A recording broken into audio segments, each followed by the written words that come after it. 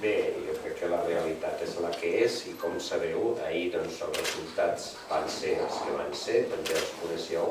Nosaltres hem perdut les eleccions a Terrassa i per tant ens queda més que reconèixer, aprendre i evidentment fer les nostres valoracions, que ja les estan fent, i felicitar Esquerra Republicana, que jo crec que ha sigut el gran guanyador d'aquestes eleccions, en una particularitat, a més, que jo penso que és el fet que no té representació municipal en aquests moments.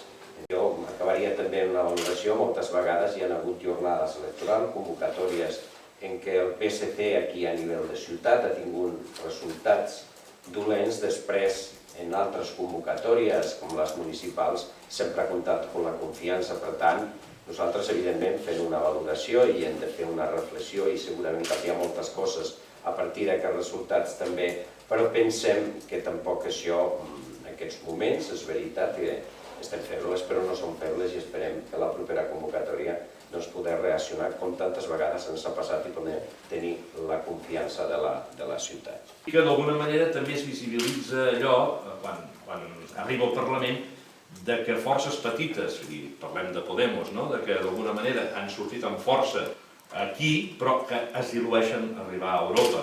És a dir, que conscients que la suma real d'aquests vots, malauradament, no fan aquella força que des de l'indret on s'emet el vot es pot executar a Europa. I nosaltres, valedors i defensors de polítiques socials, exigint i treballant per aquest canvi, malauradament veiem que, si més no, no és un canvi d'execució immediata pel que fa a Europa.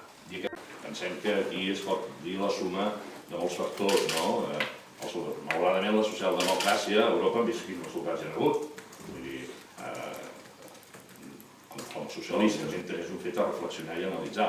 I després, la suma també del factor independentista, que com deia, s'ha mobilitzat en aquestes eleccions i que d'alguna manera no ha mobilitzat els altres. Més que de vegades estem parlant de percentatges de, diguem-ne, i no és excusa ni molt menys, evidentment, com comentava l'Alfredo, s'ha d'entrar per obligació, diguem-ne, i responsabilitat política en períodes de reflexió i en períodes de reactivació i d'acció, si convé. I en aquest sentit, el principal objectiu és a dir, no hem arribat al 50% de la participació, no sabem el que pensen, però no solament a Catalunya, a Terrassa, sinó a Europa, exacte, i els fans són els que són, evidentment. I a Terrassa són els que són. Vull dir, més que, diguem-ne, nosaltres hem de mirar endavant, o sigui, el que s'ha de fer és mirar endavant, no? Vull dir, la gent, evidentment, sap el que ha votat i s'ha votat el que s'ha votat, i això és el que tenim. Les claus del perquè d'aquesta caiguda de vot a Terrassa, si parlem de Terrassa, doncs el podem atribuir a molts factors. L'escenari 2009 a Terrassa, Catalunya, Espanya i Europa n'era un, i a 2014 l'escenari a Terrassa, Catalunya, Espanya i Europa n'és un altre. I aquests són diferents factors que han contribuït, diguem-ne, a aquesta davallada.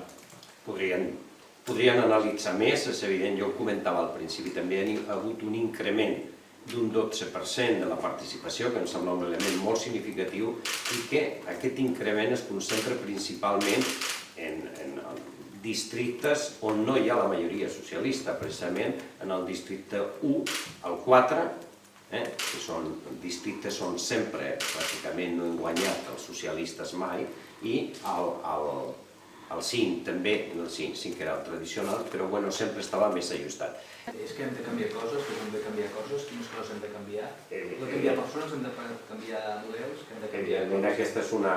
Jo crec que les reflexions, nosaltres fem les nostres reflexions en clau local, encara que això, però jo crec que les reflexions són dels partits i aquí jo no tinc la visió suficient, segurament puc tenir la meva opinió, però jo no entraré en un debat que crec que no és el motiu d'aquesta convocatòria, d'aquesta roda de premsa. Aquesta caiguda, l'anterior eleccions europees, el PSC va obtenir el 41,9% i heu caigut fins al 17,96%. És a dir, la lectura que feu només és per tema d'independentisme i només és per tema del context social o feu una reflexió i autocrítica de dir no anem bé per on anem?